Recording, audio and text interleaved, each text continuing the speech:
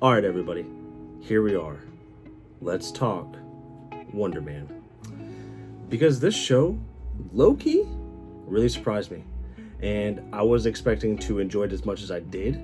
I was not expecting it to feel as emotional as it did, but yet here we are, 8 episodes later. This is one of those projects that Marvel produced that felt risky, but somehow it worked in the end. So we're gonna break it down. We gotta talk about the pros, the cons, the takeaways, what's next, and then my final rating. So without further ado, let's get started with some pros. First off, this show felt like it was a love letter to Hollywood and its actors. It felt like it took you behind the scenes of what actor life is like. The pressure, the ego, the passion of it all, that part genuinely worked for me. It made you feel on a different level. And I feel like when people refer to The Studio on Apple by Seth Rogen, I feel like this is what they consider The Studio, but for actors. Yes, it worked. I enjoyed every aspect of it. I enjoyed the struggle. I think the way that they directed Simon Williams as a actor who wanted this role so bad that he tried everything that he could do. I think that shows that not only for just actors, but just people in normal everyday jobs, that if you push and push and push and try, eventually you will get to your ultimate goal. And whether or not that was the meaning of this or not, I think that worked amazing. Speaking of amazing, Yahya Abdul-Mateen II. I'm just going to call him Yahya because that name, I don't want to butcher that name any more than I did. The emotion that he brought was so good. He, even in some of the scenes, like when he's at his mom's birthday party and he's not saying anything, his face, his emotion was just so telling. It told you a beautiful story. And he did such a phenomenal job. I think it's a shame that we didn't get him in the MCU until now, but I'm so glad that we got him here at this point. Speaking of being here at this point, Ben Kingsley came back as Trevor, obviously.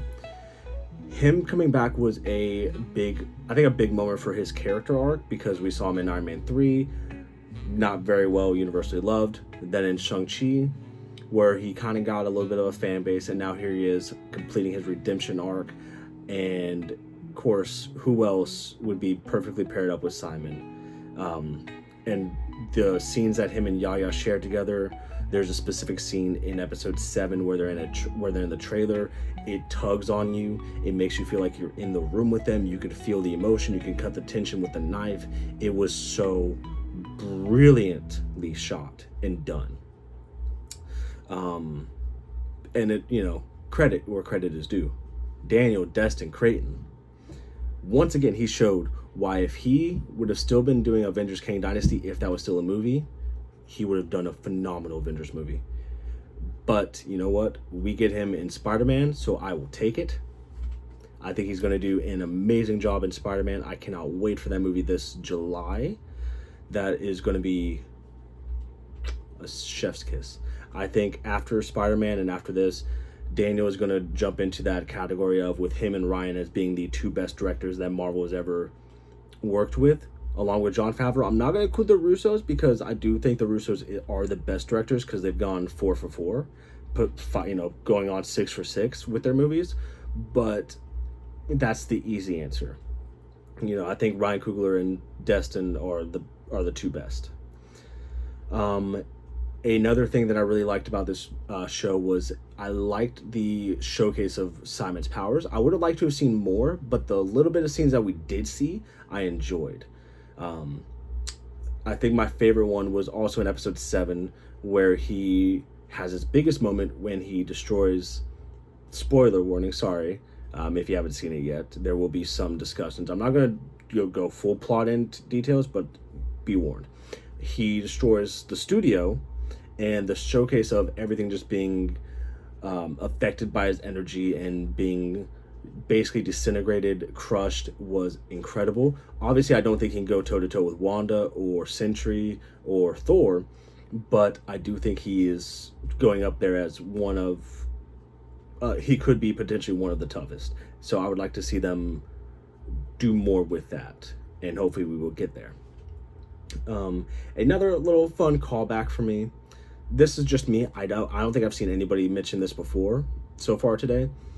But at the end of the series, when Simon goes to bust Trevor out of the super prison, it felt like it was giving me Captain America Civil War vibes with Steve and Sam. And this was kind of like a more funny version of it, whereas Sam and Steve were a serious tone. This just felt like it was like a haha. And I think if you get it, you get it. You don't, you don't. That's just how I did it. I could be completely wrong. They could have not even thought about that at all. Now for my final pro, this one I think is very, very important. This show doesn't feel like your typical Marvel show, clearly, but it works so well. People begged for something different, and we got it, and it's so far been very well loved online. But we're going to talk about that later when we talk about the takeaways. But kudos to you guys. You took a shot in the dark, and you crushed it. Now on to the cons. There's a couple, not a lot, but this one is a personal one for me and my wife. Simon was a part of the show The Rookie, and we love The Rookie. She loves Nathan Fillion, who, fun fact, was going to play Simon Williams at one point in his career, but that fell through. Maybe one day he could appear, I guess maybe as himself. I think that'd be really funny. Kind of like a little tie-in, but, we'll see. Anyways, he was on The Rookie, and we didn't see any rookie stars. Come on, guys. It was right there. You could have done it just for me, just for my wife.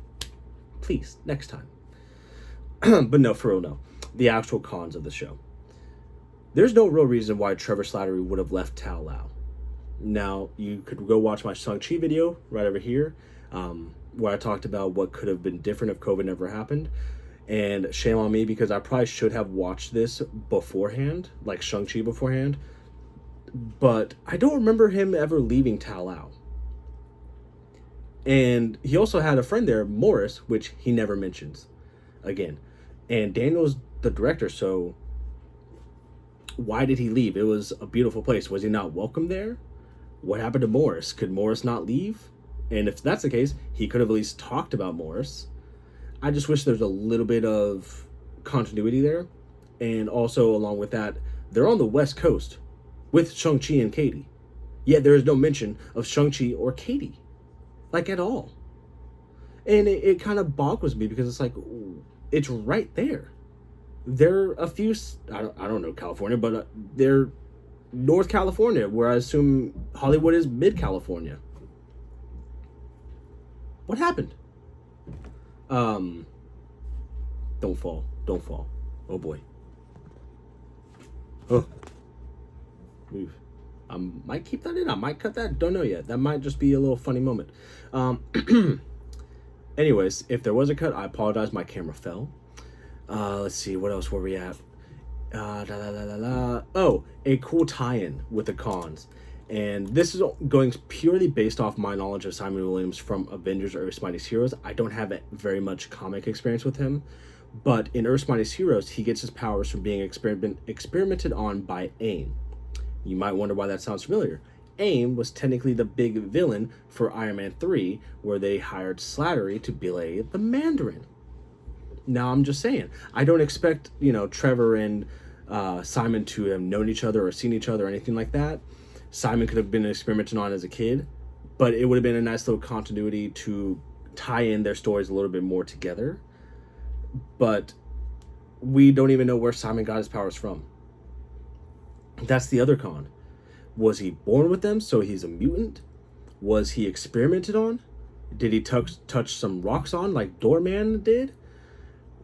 Did he awaken it like an Inhuman? Hold on. Sorry about that. My dogs decided they wanted to make a cameo, and they still might. Talked about his powers. They talked a lot about his past. We talked about a kitchen fire. Never saw a kitchen fire. Don't know what caused the kitchen fire. Could have been Simon's powers. Could it have been the stove. Could it have been his dad. Speaking of his dad's dead. We don't know. Did Simon kill him? Did the kitchen fire kill him? Did he die of natural causes? There's so many holes in his backstory that we never follow up on. And that's very frustrating because we don't know if we don't know when we're going to see Simon again, whether it's a season 2, West Coast Avengers, The Avengers, we don't know where he's going to be. So why leave us with more questions? And then another thing, this is just kind of, I don't know if this is necessarily a con, but I'm going to include it as is because why not? I needed cons. Olaf. Yes, this Olaf that you just saw is canon to the MCU. I think that's hilarious. I think it's completely random. I don't hate it. I don't love it. It was just funny hearing him DJ. That was the best part. But you know what? Disney go to Disney. My last con before we get into what's coming next is the continuity. Now, I'm going to talk about continuity a lot, and everything I think will make sense at the end. But it felt like there was no connection to the greater MCU. There was no tie-ins. There was no mention of anything except for Rogers the Musical and talking about Captain America and Hulk. But besides that, we don't really have much, which that could work in his favor with an easy season 2. Just plop him anywhere you want and it's fine. But if you want to tie him into Doomsday, Secret Wars, West Coast Avengers, whatever you want to do next, it feels like it's going to be hard when there's no connection to him. That's just my opinion. You guys may have something else, but that's just what I think.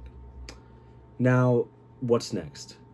First thing that I realized is Marvel Spotlight is going to be, I think, a series where they drop episodes all at once. Whether that's because they don't have faith in them or because it makes more sense to binge watch it versus week to week, I don't know. But we had Echo binge dropped, Wonder Man binge dropped, technically Werewolf by Night and the Guardian special, but those were basically mini movies, so I don't know if you count those or not. But moving forward, I think if you hear a TV show is called a Spotlight, it's all at once. But speaking of going back to what I was talking about with continuity and what's next, is Simon going to join the West Coast? Is there going to be a West Coast Avengers? We have heroes like Shang-Chi. Kate Bishop is located in California. We have Ant-Man. We have White Vision as a part of the West Coast Avengers in the comics. We have She-Hulk in California. Daredevil visited California, just saying. But we have all these characters in this area. Are they going to join and make a team? Because that would be I think a really funny comedy. Or is Simon going to be in the Avengers?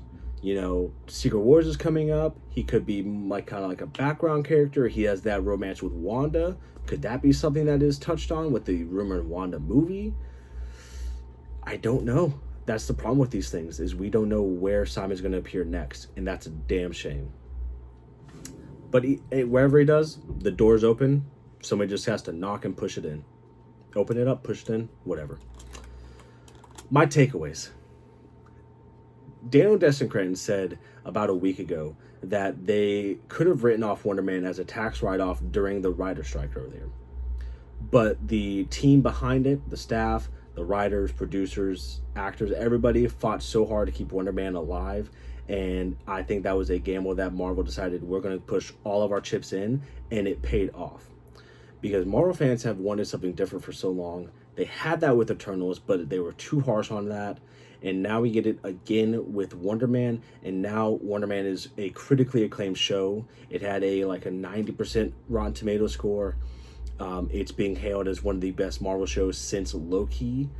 You know, of course, you're entitled to your own opinion, but per the critics, they love it. And I think that's going to put more faith in Marvel to expand their horizon, to do more comedy, to do more things that aren't necessarily superhero wise. So I'm excited to see what they do there.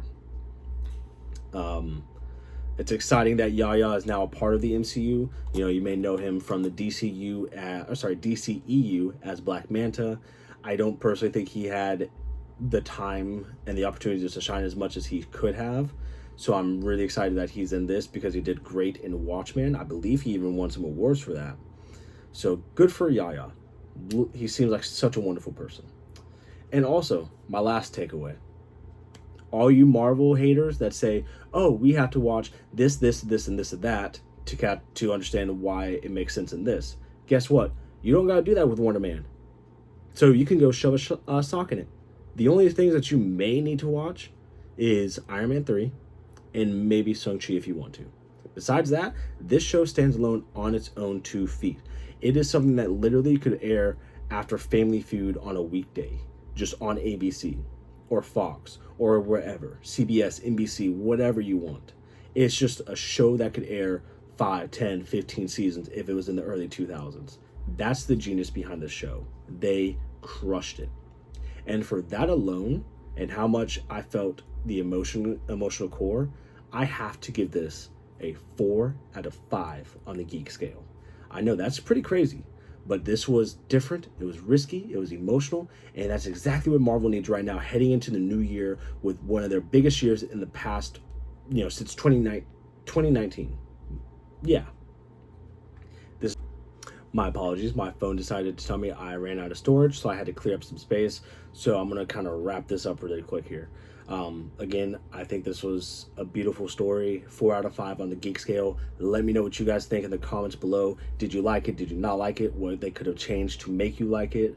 Feel free to give me a rating, and don't forget to share with your friends, subscribe for more content, like the video, and I will catch all of you guys in the next video. Down, stop production.